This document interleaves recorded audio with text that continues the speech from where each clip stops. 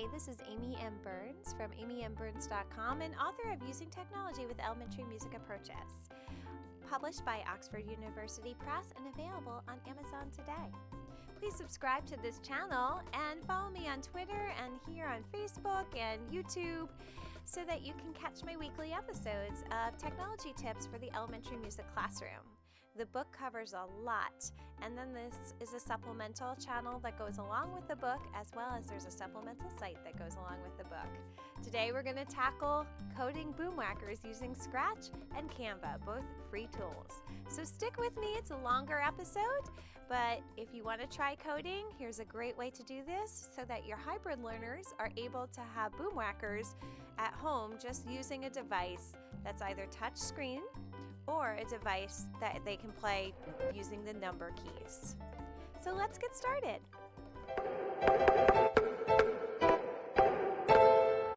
This Boomwhacker play along was a lot of fun to make. So join me as I'll show you how I made this. However, if you don't want to learn how to do all this and you just want the video and you just want the virtual Boomwhackers, those websites are right in the description. So feel free to just grab them. But if you want to learn how to make this, stick around. So what we're going to be doing is using the free tools of Canva and Scratch. Canva to make the pictures and Scratch to code. Now I use scratch.mit.edu to code. It's a free coding program. It's awesome. It's something that's pretty intuitive to use. However, my middle schoolers will tell you it's babyish, and that's okay. They can tell me that. They tend to use a lot more challenging coding programs, but this one is really great to use because you could give this activity to your older elementary or middle school students to do. Have them code a virtual instrument for other students. Maybe it's younger students, maybe it's remote students, maybe it's students who cannot play Boomwhackers traditionally. So come with me, follow me, and I'm going to show you how we did this. So I started with this free tool of Canva. Canva has an educator's version that's absolutely free, and you can sign up with your educator email address. And it gives you a lot. I really like the educator's version. So I started with a blank canvas and I went into the elements. There I found what I would call the Boomwhacker picture that I need, right? This is perfect. This is a Boomwhacker shape. And I'm going to go put it here.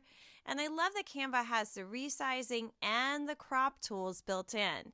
So I can actually make it, that's upside down. Let's turn it right side up. I want the opening of the tube to the top. So I can actually make it do that.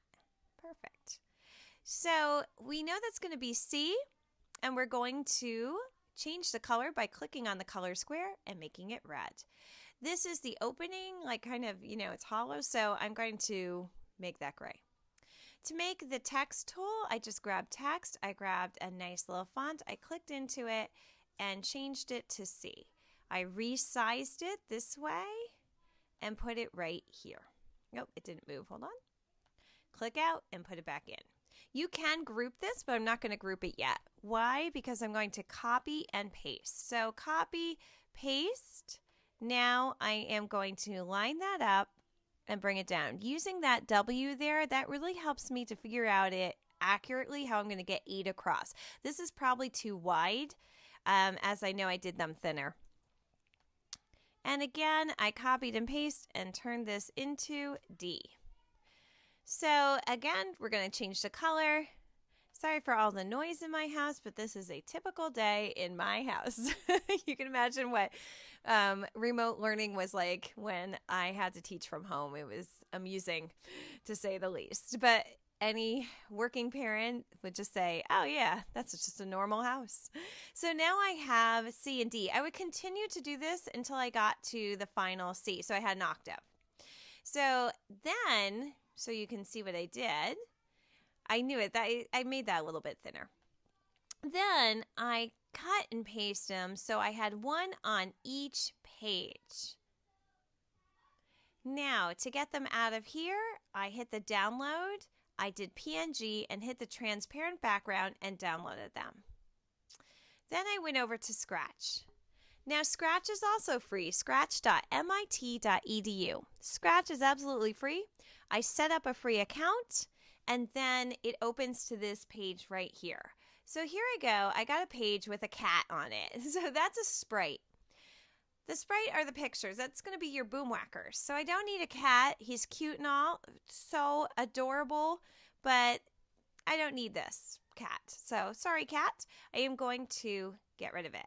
Now, to find another sprite, there's a lot of built-in sprites, especially musical sprites. They're right in there. Or you can draw a sprite, or you can ask it to surprise you, but I'm going to upload it because we downloaded it from Canva. So here I am going to grab number 1 and put it over here. Now you might say, Amy, you didn't put number 1 on it. Can I do that in Canva? Yes, you can. I'm just going back to how I started this. So I actually did that here in Scratch. But of course, you can add the 1 on top of it in Canva. So now I have this sprite. Now let's talk about coding. I did a summer course. I taught a summer course at Lebanon Valley College online this past summer, and it was STEAM in the elementary music room. And a shout out to all the students who were in my class. Those graduate students were phenomenal. When I brought up coding, some were like, woohoo, coding, and took right off, and some were scared. And that is a very natural feeling when it comes to coding. Coding we think of as like binary code and zeros and ones and, you know, a lot of DOS code. That's how I started because my father taught me DOS way back years ago. But coding has been simplified a lot since then. And using this program, there's a lot of intuitive ways to start coding. Now, you can follow me step by step, but when you start coding on your own, it's really just asking yourself a series of questions and then finding the logical operation to help you. So, for example, what do I want this to do? I want it that when this sprite is clicked or when the number 1 is clicked, the sound of a Boomwhacker C plays and it jumps and then comes back into its spot. So let's split that up one movement at a time. So really what you're doing is one step, one process. Okay. So the first thing, when this sprite is played, so that's an event when this sprite is clicked. But we also want the number 1. So we grab this where it says when space. They're talking about any sort of key on your keyboard or letters or numbers. So when number 1 key is pressed. Perfect. Now the rest of the code we're going to do is going to be the same so that either they can click it or they can press number 1. Multiple modalities here. Fabulous. Okay. So when it's clicked, we got that. I want it to sound like a Boomwhacker C. All right. Now, if you look down here, it says music. That's because when you click this plus, someone has made some specific music coding, and you want to click that because you might need that at some point. When you go into the music coding, there are already preset sounds in here, like percussion sounds and many pitched instruments. Now, you could just use a marimba. I like that. I love doing that. And if I needed to quickly code, I probably just say play a marimba C and we're great. Because it's very simple and intuitive. You click marimba, then you tell it to play the correct note for the amount of beats. It works beautifully. And if I had to code in a xylophone, this is what I would use. However, I kind of get a little bummed that if I'm going to code a Boomwhacker, it should sound like a Boomwhacker. And there aren't pre-recorded Boomwhackers in here. But can we pre-record one in? Well, if music isn't going to work, what about sound? Yes, these are the codes for sound, but look 2 tabs over and we have sounds. Now, we could search for sounds. We could record one in. That's what we can do. Grab your Boomwhacker, hit record, and record a Boomwhacker sound in. And then you have a Boomwhacker C. Now, before I was using coding, I did this already in Soundtrap. So I'm actually going to go into my pre-recorded Soundtrap sounds. When I open it, there's my C. I'm going to retitle this Low C.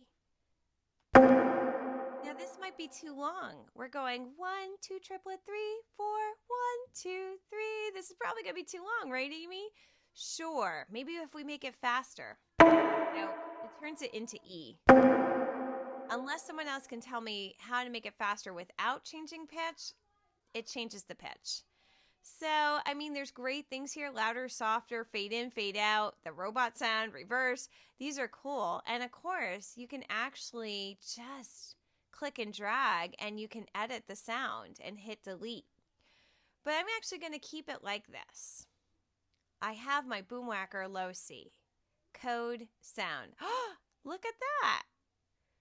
Now, this one says play Boomwhacker low C until done. Nope, I just want to start it. Okay, I'm going to put this over here. So now when sprite is clicked, start the Boomwhacker low C sound. Does number 1 work? Yes. Perfect. I could leave it there. Done. That looks good to me. I'm happy. Because until I didn't use this one, had I used this one, it's not going to do anything until it's done. So I didn't want to use that. Just start the sound.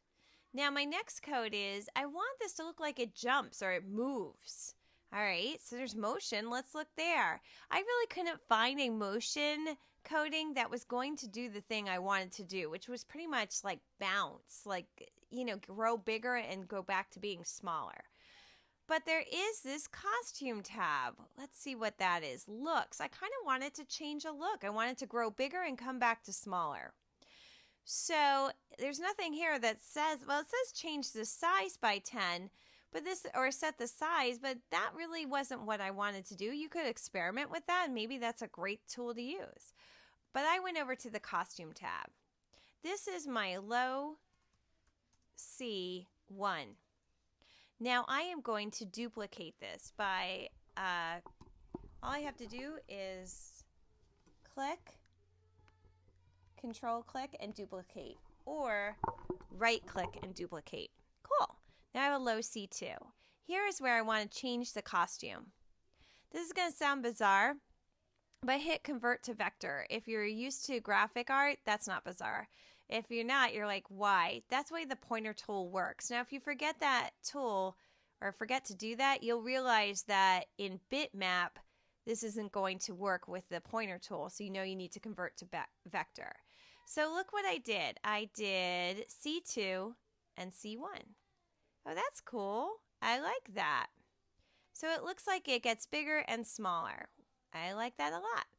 Let's also put in the 1 because I'm kind of missing it. I want that on here, the number 1, so they know they can press the key. Again, that text tool, convert it to Vector. Hit the text tool. All right, I'm going to put it over here. I want 1. And let's make it black. Okay. Cool. And now that we're in this, get to that pointer tool and put it right, put it right here.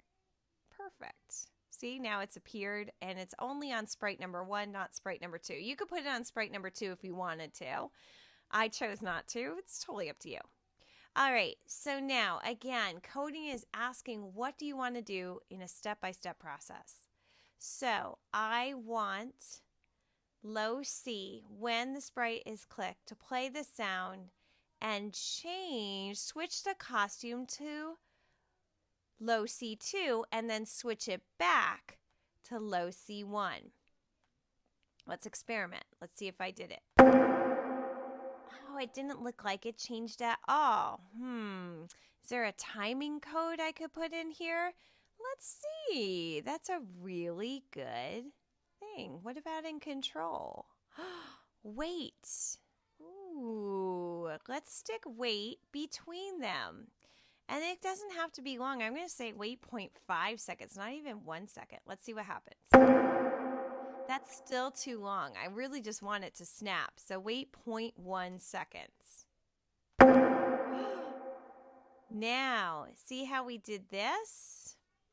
We can now bring it over here too. So I can just copy it and paste.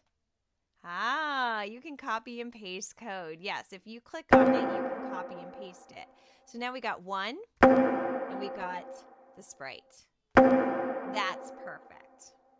Now, how are we going to do this again for D? Go over here, upload, find D. Okay, so I called it number 2. Here it comes. totally in the wrong spot. Now you're like, C disappeared. C didn't disappear. You're just highlighting D. There's C. There's D. And of course you can call it D. You don't have to call it 2. Okay. So there's sprite D. Can I just copy what I did here? Yes. Go ahead and copy, go to D and paste. But we have some problems. Because when you click it, it's not doing the right thing because it doesn't have the right things connected to it. So, as much as I liked that, it's in the wrong position.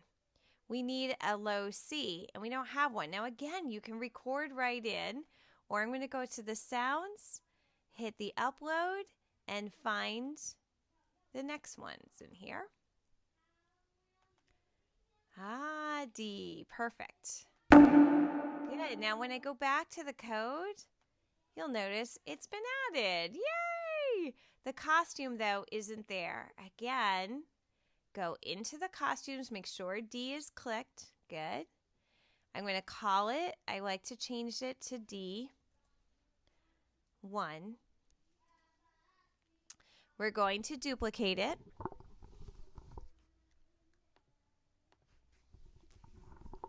It's now duplicated. We're going to convert to vector. We're going to enlarge it. So watch. 1, 2, 1, 2. Perfect. Now again, it's missing its number 2. Convert to vector. Remember to do these things in vector. Text tool, hit number 2. Make it black. I'm going to make it a little bit bigger. Here. And bring it over. It looks a little bit bigger than the 1, so I could resize that a little bit. Cool.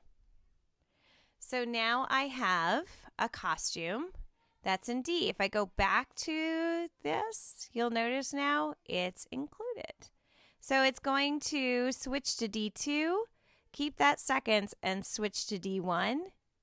Tap it, paste. It worked.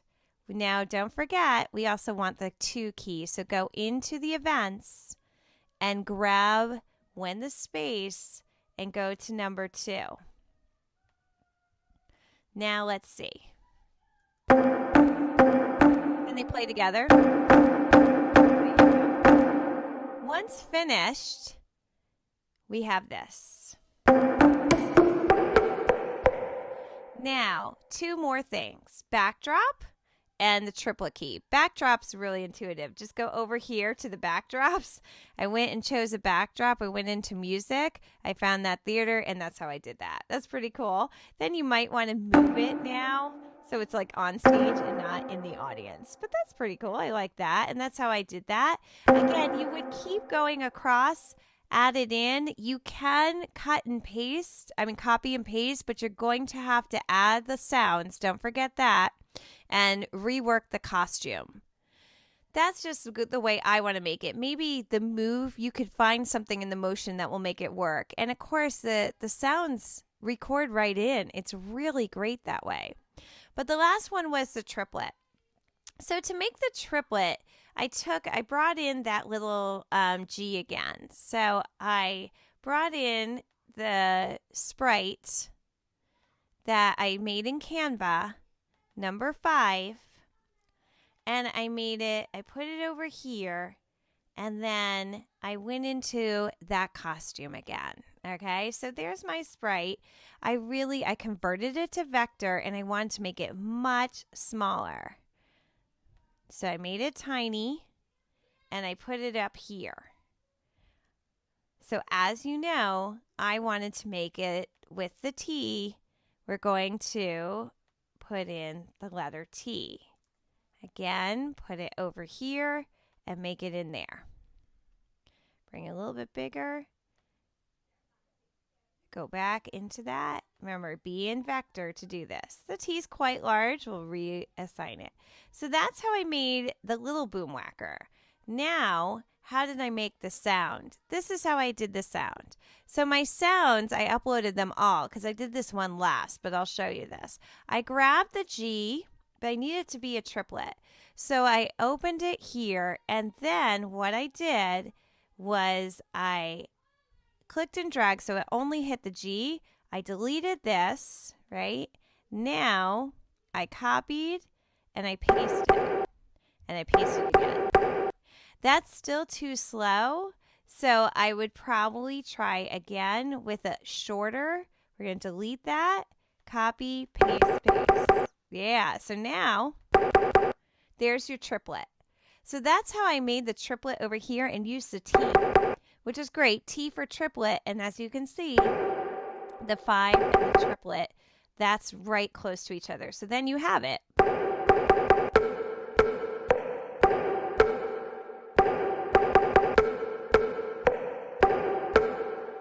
To see how I did that, it's really cool because when you come to my project, I turn the comments off because when you share it with students, your students leave a lot of unique comments. Very unique. So I turned the comments off. So they were really unique. If you sent students to some of my virtual instruments, do know they left some very unique comments. You can see it on my other projects. So I turned that off. But if you go in the notes and credits, it tells you everything I did. And you can follow along that way instead of following along the video. So that is how we made this. My final thing here is just like I did the other week. This is just a keynote. And because I was just using this, not a conductor, I used Loom to first record in Keynote, advancing the slides with the music. And again, the music I recorded myself using Noteflight and just made it into the soundtrack. You can do that with Keynote. You can do that with PowerPoint. Then, when I wanted to do this side by side, if you are in Chrome, you can use the split screen extension, and it does a wonderful thing. It will split that and put the two tabs next to each other. Or you could use Alt bracket and move one tab over to the left and then Alt bracket or resize the next tab. It's a little longer process, but it works great. Or if you are on a Mac like this, when you go into the little green there, that also does it for you on a Mac. That throws your tile onto the left and throws your tile onto the right, and that's how I did this. Finally, if you only want this or only want this and not the other, you can do the same thing. Go into Loom and customize it so it only records this. I hope this helps. Coding is not meant to be scary. Coding is really actually so cool. And to have your students code instruments for other students is a really fabulous, fabulous activity. But coding can really open up your world because especially right now where you might be teaching remotely, distance learning, having hybrid learners in your room and they don't have access to instruments or they can only use their Chromebooks, you can code instruments for them. So those ukuleles that you can't share, search and see if someone made a ukulele that you can use. Xylophones, there's tons of them in Scratch. Go ahead and just search. Don't recreate the wheel. Find one that someone's made. So I hope this helps. Enjoy it. Subscribe to the YouTube channel. Check out my book, Using Technology with Elementary Music Approaches, and I hope to see you soon. Have a wonderful, wonderful month of December. I'll be back next week only with a little short tip and encourage you to join Katie, Wardrobe, and I if you're in the States on December 15th, 8 p.m. Eastern Standard Time. That's different. That's going to be a Tuesday. It's going to be Wednesday in Australia.